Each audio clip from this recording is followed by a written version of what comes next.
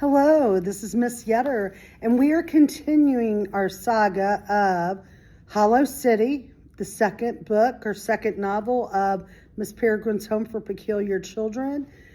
We are on chapter 5, part 2, and we are on the top of page 142 if you'd like to turn in your books and join me. We left Mildred alone with the boy and his mother. Returning to the campfire, we found nearly everyone, peculiar and gypsy alike, gathered around Horace. He was standing on a tree stump before the astounded fortune teller, his eyes closed and one hand atop his head, and seemed to be narrating a dream as it came to him. And your grandson's grandson will pilot a giant ship that settles between the earth and the moon like an omnibus. And on the moon, he'll have a very small house, and he'll fall behind on the mortgage and have to take in lodgers. And one of those lodgers will be a beautiful woman with whom he'll fall very deeply in moon love, which isn't quite the same as earth love, because of the difference in gravity there. We watched from the edge of the crowd. Is he for real? I asked Emma. Might be, she replied, or he might just be having a bit of fun with her. Why can't he tell our futures like that? Emma shrugged. Horace's ability can be maddeningly useless. He'll reel off lifetimes of predictions for strangers, but with us he's almost totally blocked. It's as if the more he cares about someone, the less he can see. Emotion clouds his vision. Doesn't it all of us? Came a voice from behind us, and we turned to see Enoch standing there. And on that tip, I hope you aren't distracting the American too much, Emma dear. It's hard to keep a lookout for Hologast when there's a young lady's tongue in your ear. Don't be disgusting, Emma said. I couldn't ignore the feeling if I wanted to, I said, though I did wish I could ignore the icky feeling that Enoch was jealous of me. So, tell me about your secret meeting, Enoch said. Did the gypsies really protect us because of some dusty old alliance none of us have heard of? The leader and his wife have a peculiar son, said Emma. They hoped we could help him. That's madness, said Enoch. They nearly let themselves be filtered alive by those soldiers for the sake of one boy. Talk about emotion clouding vision. I figured they wanted to enslave us for our abilities, or at the very least, sell us at auction. But then I'm always overestimating people. Oh, go find a dead animal to play with, said Emma. I'll never understand 99% of your humanity, said Enoch, and he went away shaking his head. Sometimes I think that boy is part machine, Emma said. Flesh on the outside, metal on the inside. I laughed, but secretly I wondered if Enoch was right. Was it crazy what Beckhire had risked for his son? Because if Beckhire was crazy, then certainly I was. How much had I given up for the sake of just one girl? Despite my curiosity, despite my grandfather, despite the debts we owed Miss Peregrine, ultimately I was here, now, for one reason alone, because from the day I met Emma, I'd known I wanted to be part of any world she belonged to. Did that make me crazy, or was my heart too easily conquered? Maybe I could use a little metal on the inside, I thought. If I'd kept my heart better armored, where would I be now? Easy. I'd be at home medicating myself into a monotone, drowning my sorrows in video games, working shifts at Smart Aid, dying inside day by day from regret.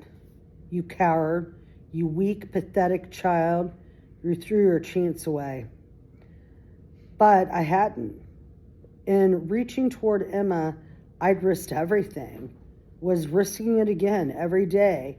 But in doing so, I had grasped and pulled myself into a world once unimaginable to me, where I lived among people who were more alive than anyone I'd known, did things I'd never dreamed I could do, survived things I'd never dreamt I could survive, all because I'd let myself feel something for one peculiar girl.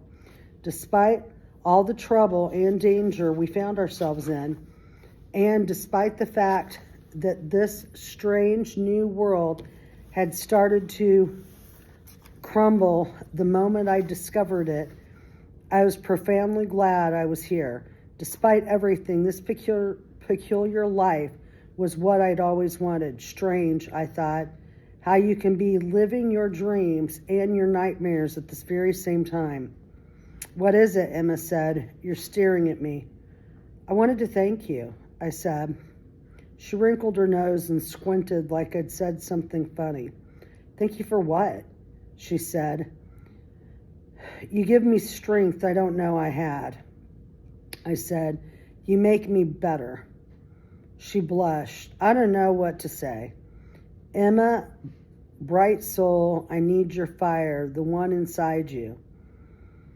You don't have to say anything, I said, and then I was seized with this sudden urge to kiss her, and I did. Though we were dead tired, the gypsies were in a buoyant mood and seemed determined to keep the party going, and after a few cups of hot, sweet, highly caffeinated something and a few more songs, they'd won us over. They were natural storytellers and beautiful singers, innately charming people who treated us like long-lost cousins.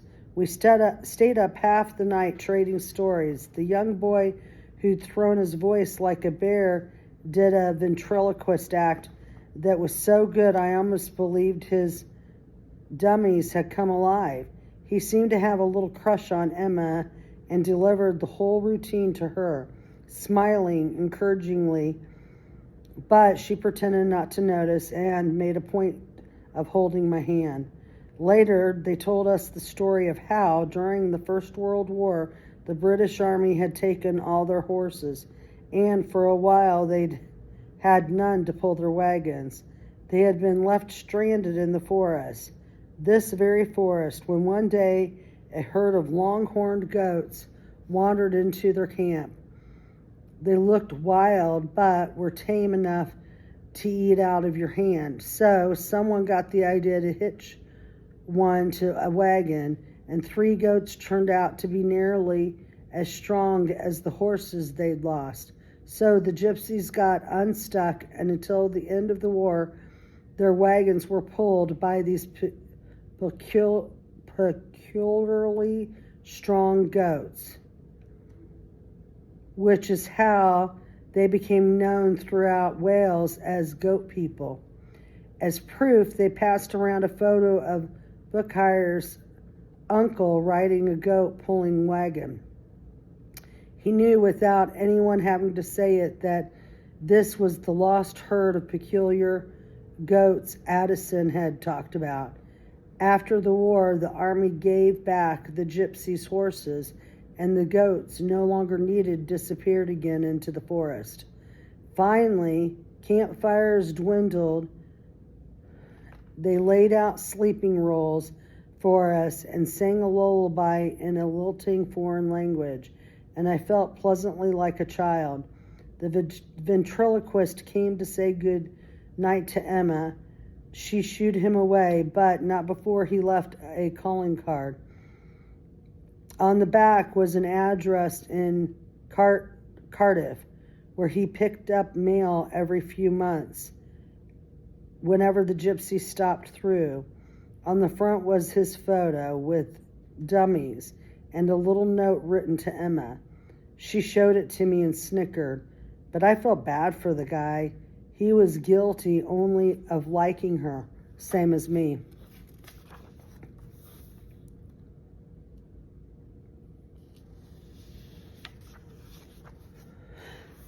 I curled up with Emma in a sleeping roll at the forest edge. Just as we were drifting off, I heard footsteps in the grass nearby and opened my eyes to see no one at all.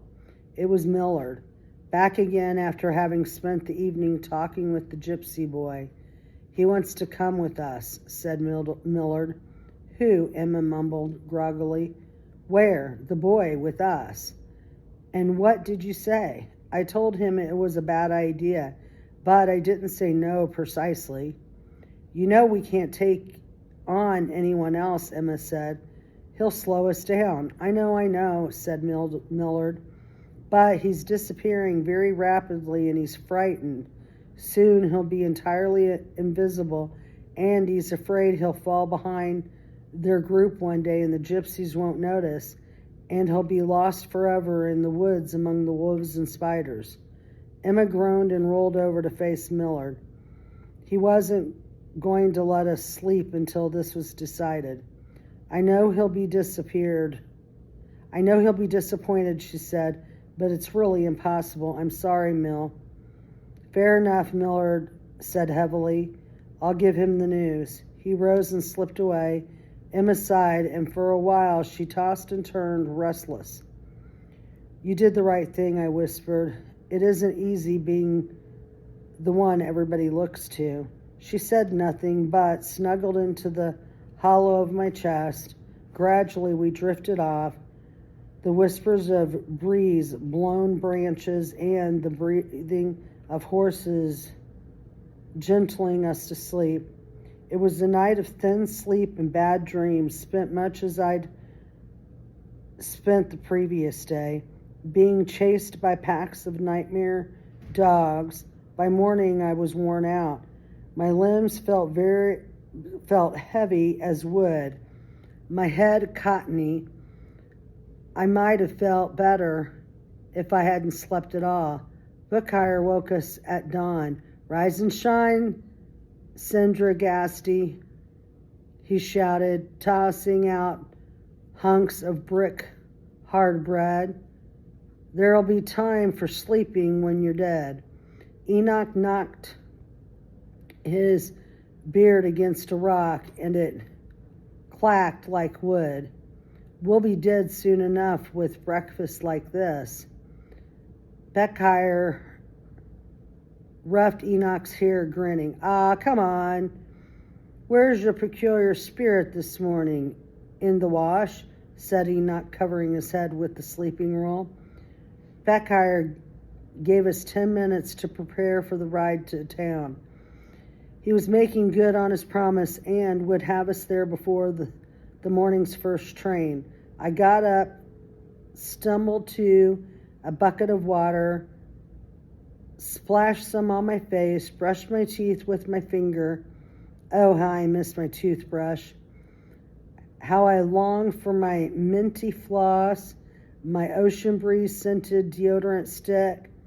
What I wouldn't have given just then to find a Smart Aid store. My kingdom for a pack of fresh underwear. As I raked bits of hay from my hair, with my fingers and bit into a loaf of inedible bread, the gypsies and their children watched us with mournful faces. It was as if they knew somehow that the previous night's fun had been a last hurrah, and now we were being led off to the gallows. I tried to cheer one of them up. It's okay, I said to a tow-headed little boy who seemed on the verge of tears. We're going to be fine. He looked at me as if I were a talking ghost, his eyes wide and uncertain.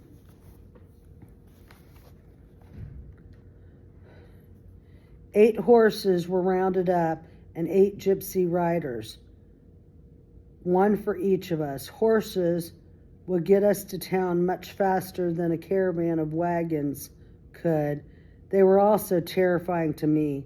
I'd never ridden a horse. I was probably the only marginally rich kid in America who hadn't. It wasn't because I didn't think horses were beautiful, majestic creatures, the pinnacle of animal creation, etc., etc. It's just that I didn't believe any animal had the slightest interest in being mounted or ridden by a human being. Besides, horses were very large, with rippling muscles and big, grinding teeth, and they looked at me as if they knew I was afraid and were hoping for an opportunity to kick my head in. Not to mention the lack of a seat belt on a horse, no secondary restraint systems of any kind, and yet horses could go nearly as fast as cars, but were much bouncier. So the whole endeavor just seemed inadvisable. I said none of this, of course. I shut up and set my jaw and hoped I'd live at least long enough to die in a more interesting way than by falling off of a horse. From the first giddy up, we were at full gallop. I abandoned my dignity right away and bear hugged the gypsy man in the saddle in front of me, who held the reins, so quickly that I didn't have a chance to wave goodbye to the gypsies who had gathered to see us off, which was just as well. Goodbyes had never been my strong suit anyway, and lately my life had felt like an unbroken series of them. Goodbye, goodbye, goodbye. We rode. My thighs went numb from squeezing the horse. Beckheyer led the pack, his peculiar boy riding with him in the saddle. The boy rode with his back straight and arms at his sides, confident and unafraid. Such a contrast from last night. He was in his element here among the gypsies. He didn't need us. These were his people. Eventually we slowed to a trot, and I found the courage to unbury my face from the rider's jacket and take in the changing landscape. The forest had flattened into fields. We were descending into a valley, in the middle of which was a town that, from here, looked no bigger than a postage stamp. Overwhelmed by green on all sides, tracing toward it from the north was a long ellipse of puffy white dots, the smoky breath of a train. Beckheyer stopped the horse just shy of the town gates. "This is as far as we go," he said. "We're not much welcome in towns. You don't want the sort of attention we'd draw." It was hard to imagine anyone objecting to these kindly people. Then again, similar prejudices were among the reasons peculiars had withdrawn from society. Such was the way the sad world turned. The children and I had dismounted. I stood behind the others, hoping no one would notice my trembling legs. Just as we were about to go, Beckheyer's son sprang down from his father's horse and cried, "Wait, take me with you." "I thought you were going to talk to him," Emma said to Millard. "I did," Millard replied. The boy pulled a knapsack from the saddlebag and slung it over his shoulder. He was packed and ready to go. "I can cook," he said, "and chop wood, and ride a horse, and tie all sorts of knots." "Someone give him a merit badge," said Enoch. "I'm afraid it's impossible," Emma said to him gently, "but I'm like you, and becoming more so all the time." The boy began to unbuckle his pants. "Look what's happening to me." Before anyone could stop him, he'd sent his pants to his ankles. The girls gasped and looked away. Hugh shouted, "Keep your trousers on, you depraved lunatic." But there was nothing to see. He was invisible from the midsection down. Morbid curiosity compelled me to peek at the underside of his visible half, which earned me a crystal clear view of the inner workings of his bowels. Look how much I've disappeared since yesterday, Roddy said, his voice panicky. Soon I'll be gone altogether. The gypsy man nodded and murmured. Even their horses seemed disturbed, shying away from what seemed to be a disembodied child. I'll be winged, said Enoch. He's only half there. Oh, you poor thing, said Bronwyn. Can't we keep him? We aren't some traveling circus you can join whenever the notion takes you, said Enoch. We're on a dangerous mission to save our Imbrin, and in no position to play babysitter to a clueless new peculiar. The boy's eyes grew wide and began to water, and he let his knapsack slide off his shoulder and fall to the road. Emma took Enoch aside. That was too harsh, she said. Now tell him you're sorry. I won't. This is a ridiculous waste of our precious and dwindling time. These people saved our lives. Our lives wouldn't have needed saving if they hadn't stuck us in that blessed cage. Emma gave up on Enoch and turned to the boy. If circumstances were different, we'd welcome you with open arms. But as it stands, our entire civilization and way of life are in danger of being snuffed out, so it's rather bad timing, you see. It isn't fair, the boy moped. Why couldn't I have started disappearing ages ago? Why did it have to happen now? Every peculiar's ability manifests in its own time, said Millard. Some in infancy, others not until they're quite old. I once heard of a man who didn't realize he could levitate objects with his mind until he was 92 years of age. I was lighter than air from the minute I was born, Olive said proudly. I popped out of me mum and floated straight up to the hospital ceiling. Only thing that stopped me from rolling out the window and into the clouds was the umbilical cord. They say the doctor fainted from the shock.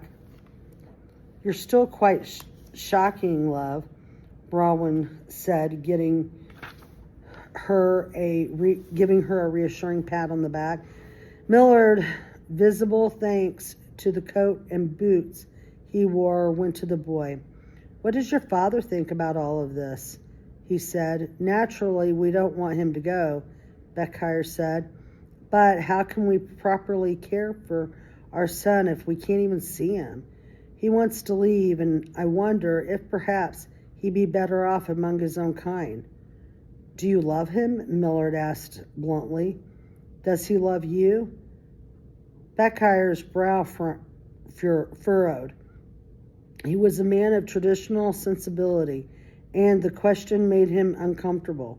But after some hemming and hawing, he growled, Of course, he's my child.